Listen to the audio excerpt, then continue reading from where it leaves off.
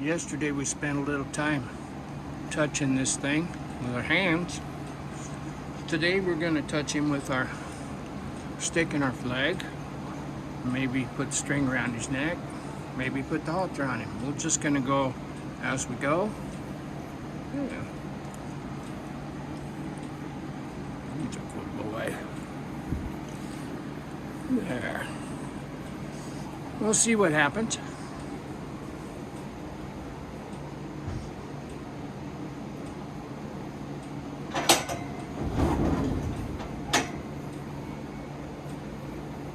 See, he woke up.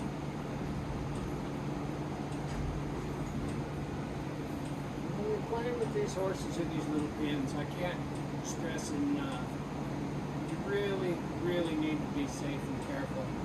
Don't get yourself trapped. He came up, I'm going to pet him with this flag. The way we introduce this flag is they touch it first. Then we touch them, then we pet them. And I want to pet this thing between the eyes and up to the ears if I can. I also want to pet them on the jaws. The jaws are real important. If he wants to chew on that stuff, that's a lot better than running away. I want this face to where I can slide up and down it, clear to the ears. There we go. See him taking a step to it. Remember what I touched on yesterday about that curiosity and that draw? If we can get his mind, oh hell, we'll get his body easy. Now I'm going to rub him on the neck. You can't see that. There's a blind spot right here and the jaw. It's a good thing. Come up here and get this big jaw on the side and rub it. Just rub it. If I can get over on the other side and rub it, that's even better. There we go. This is the second day we've touched him. And I want to rub him right here. That's where Mom rubbed him when he was nursing. One of the places. Both sides of that neck, underneath that chin. I want to get on top of that nose.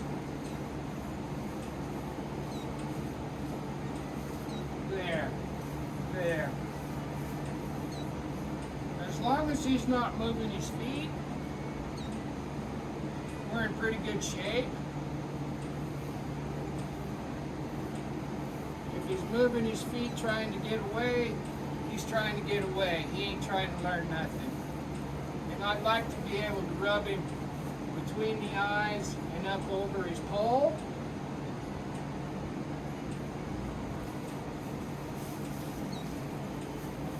Like that. I didn't want him to move. Now I want to get his attention again. When he's looking at this, I'll take it away. This is not something that's going to chase him around the pen. And if this don't work, we can flip a loop up over his neck. But I'd like for this to work. I'm going to take this back by his shoulder and see if I can draw his mind, and then if he'll let me, I'll pet his jaw. So I'll take this back here, draw his mind, and pet his jaw. Every time he looks at this and stands still, I'll pet his jaw. What I'm trying to get him to do is look at this and draw to it. I need the left front foot.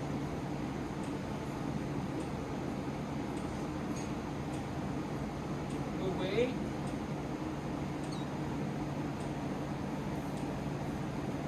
If he touches it, I'll rub him.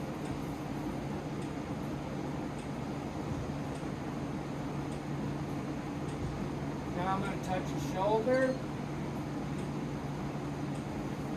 And I'm going to rub his shoulder. There's 2 or 3 ways I catch these colts. I'll either go up over their forehead and across their poll, or I'll go up the shoulder and over their neck. Now there's a spot right behind where the withers and the back hook together. That's real itchy. If I can get to it, I can. I'm not going to chase him. I need to get his mind again. He's looking out. When he looks at me, I'll drop that down on the ground. There's his left front foot. The reason that that works is when horses fight, the tallest horse wins. So if I want to build confidence in this thing, I'll rub him here on the face and I'll drop that flag down on the ground. Now he's the tallest horse and he just won. If he comes down there and looks at that, that's even better. Good. Now I'll touch that jaw under there, and that neck. Rub, rub, rub. Get up on top of that main line.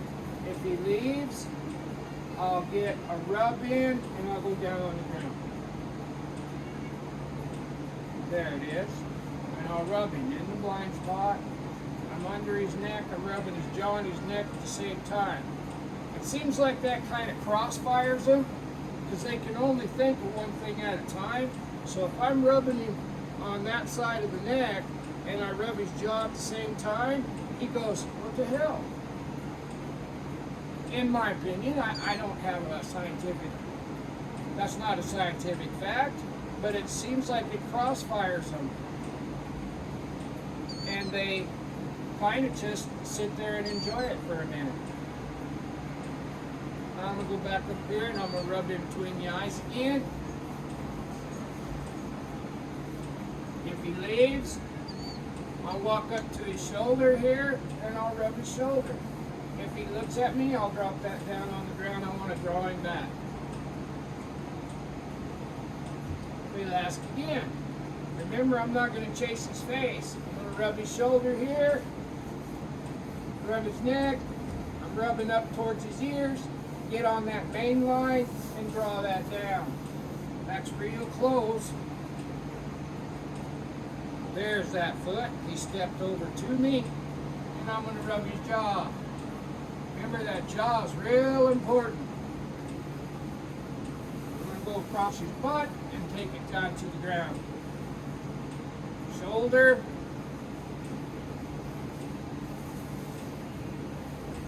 Down his leg. Shoulder. There's that itchy spot right there.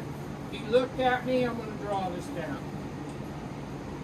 Being able to touch him down there is important, but having him look at me and step to me is more important. I'll get to that back end and those back legs soon enough. But if I do all that while he's looking over at the neighbors, I'm invisible anyway and he hasn't learned a lesson. The lesson is, pay attention to me, look at me, give me your mind, and enjoy the ride. And the ride in this case is a pet. I'll rub between his eyes, over his poll, and down his main line to his hip, clear to the ground. Why is this working so good? Sometimes they're born broke. He's a yearling stud without much handling, and I believe that the reason that this is going so good is because yesterday we showed him that we could touch him with our hands. Now I want to rub his ears and his poll, down his back, and down his legs, then up his leg. See what that belly does. Then down that leg, and up this leg. Get it to the blind spot. Let him chew. Let him look.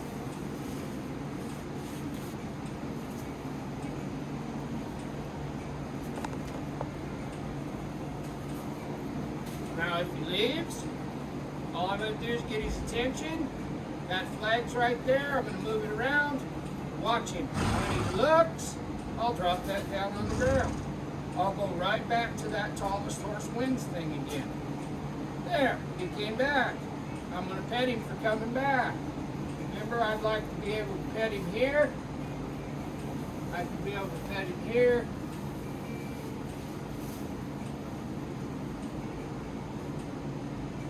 Drop that flag down, pick it up, get his attention, drop the flag down. Now rub him some more. There. Now rub him up that jaw. There's that pole, and get in and get out before he moves. I was a little late there. I'd like to have touched that pole and got away as soon as I touched it.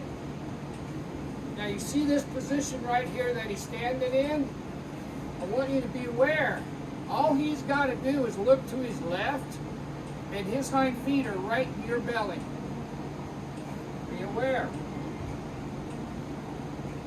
There. Rub that jaw. Rub between them eyes. And then over that back and down. See, the thing about this little booger is he ain't been touched much. He doesn't even know that this feels good. If I could prove to him that this feels good, oh hell, we'll have him putting his head in the halter. I don't want to chase him. I'll rub that jaw though. Rub, rub, rub. Now I'm going to rub that nose again. There. Hey. Rub between those eyes. Yeah. And up over the pole and down the neck. Over the butt, down to the ground. Now, another thing. Remember I said yesterday, if you're within 6 feet of them, their heartbeat synchronizes to you. But also, if you're next to them,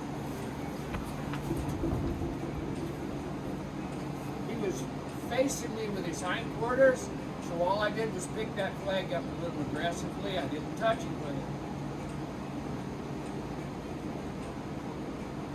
The reason I go to the stick and string, I believe that, yes, their heartbeat does synchronize to you if you're right up next to them. But if they've never been touched or never had much touching, and you being real close to them adds pressure to the situation, you're a lot better off. You're a lot better off to be. You see how I'm 6 feet away from him? I'm not adding the extra pressure of my body next to his. Now I'm going to go like this. I want him to look at that first so I can pet him with it. There. Now I'm going to drop that flag down and see if I can draw him. He's more interested in the camera. So we'll just touch him here some more. He wants to hang out by the camera. Now in the beginning, remember we let him touch this first so that we could pet him. Now, we've been touching him enough now that we can institute contact.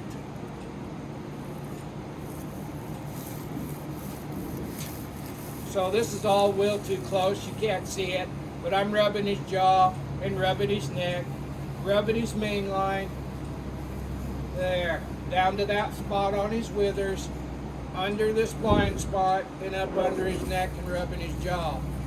There. Now I'm going to get in front of him and just rub that face. I really don't want him to chew on my camera. I ain't had one do that yet.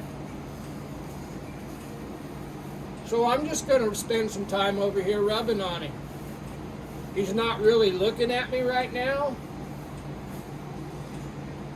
He does have an ear on me, and his head is straight. You can't see it because of where the camera's pointing. Now I'm going to rub up and down this blind spot. I want him to feel the good. He doesn't have to see it to know it feels good. Down here, Rub those legs up again. Get this horse where you can touch him good and proper before he has a halter on.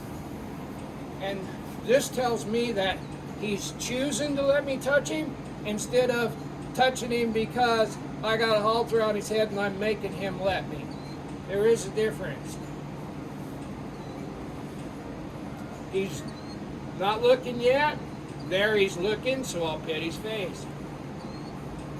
And a lot of these horses, they're jumpy and they're spooky, and you touch them and they jump. It's because they ain't had no practice being touched. But if you teach them that being touched feels good without getting their heart rate up, without bumping up their adrenaline, then a neck rope is just a neck rope.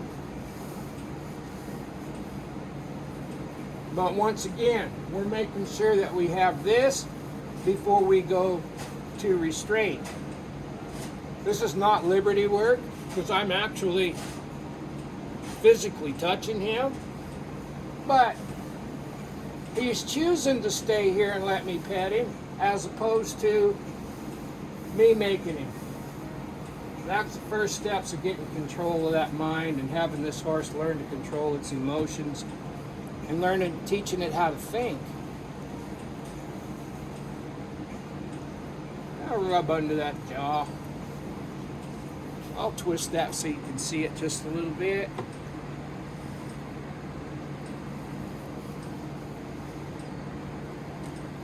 I'm going to rub that jaw right there. Release some dopamine into his little brain. Then I'm going to try to work my way up to an ear. If I can get this ear, that sure looks like a halter behind his head, doesn't it? Always training for tomorrow. Watch that hindquarters. All he's got to do is swing that hindquarters to me and both feet are right in my belly.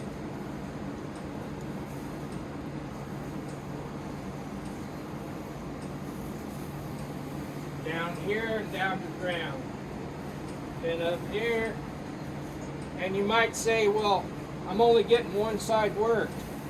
Well, one side's a starter. He's offering this side. He feels more comfortable with me on this side, and that's okay. It really is okay. He'll feel comfortable with me on both sides here after a bit.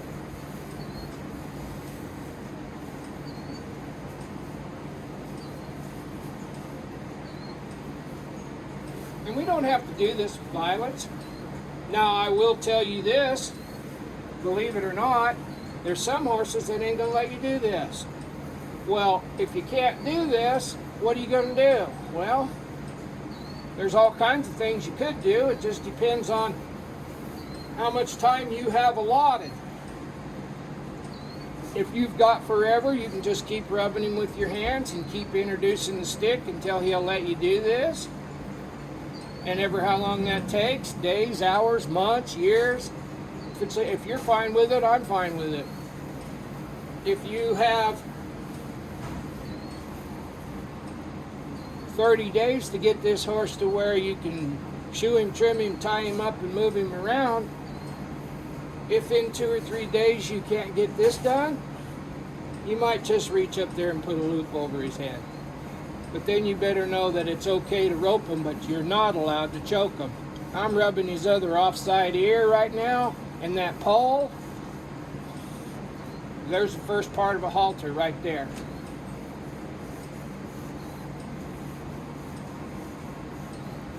But until that's good and proper, I'm not going to try to hook up to him. I'm going to rub those ears, and then I'm going to get away before he makes a mess. I don't want to stay on a thing until it gets bad. If it's good already, if they're doing what you ask, there's no reason in the world just to keep asking them until they don't want you to do it no more. Practice is great, but if your intentions was, I want to rub you in the blind spot, You don't need to practice that if you can. You got it. Go on to something else. Don't just stay there until you rub a hole in him like that. And don't stay on one thing until you lose it, because you definitely will. They'll get tired of it.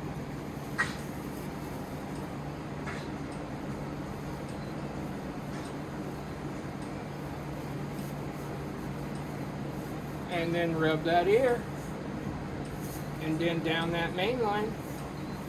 And now that flag's on the other side of him. That's his first introduction to having something on both sides of him at the same time. This is good stuff right here. Second day. We haven't made him crazy. He hasn't tried to kill us. This is all new stuff for him. I'm really, really happy. This is textbook right here.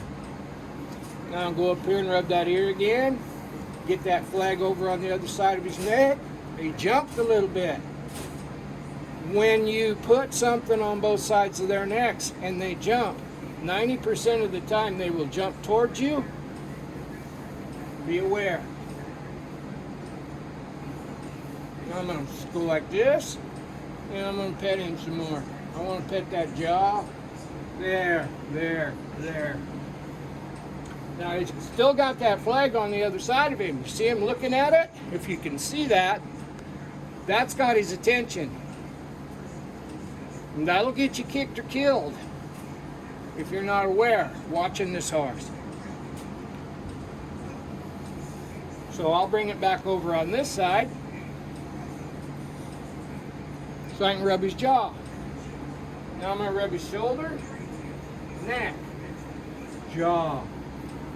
Shoulder, neck, jaw. He hasn't moved his feet and he didn't move his head. That's good stuff. Shoulder, neck, jaw. See if I can pull him to me. And I'll go jaw, neck, shoulder. Can I pull him to me? Face. See that? Everything in bites, little pieces. I got to prove to him that I'm not a threat. Yesterday, touching him with my hands gave me the opportunity to prove to him that it's all good. This stick was just a tool we added so that we could touch him more places. And this is how we're going to introduce the halter. I put that flag over on the other side of his back. He's looking at it already. Be aware. Now I've got the very beginnings of a neck rope on him. We're always planning for tomorrow. Train for tomorrow. Now I'll probably keep these lessons real short with this guy, but just because you get a horse that's never been touched before, don't just assume that he's as wild as the wildest Will James. Sometimes they just need practice being touched. And if you touch them a little bit with good intentions and a kind heart, pretty quick you can touch them everywhere. Just a thought. I hope that gives you some ideas.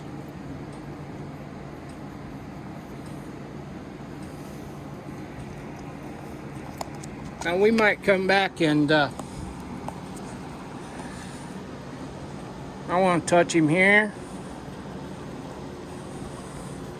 I'm going to see if I can touch his neck. So here's the shoulder, neck, jaw. See if I can pull him here. I want to touch his face. There. Shoulder, neck, jaw.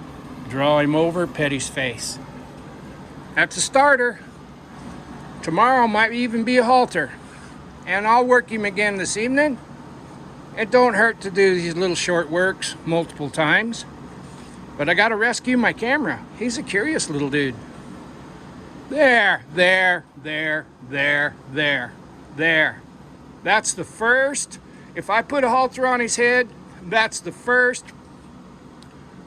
What I'm doing with my hand right here is what I would do with my halter to get him to step to the right.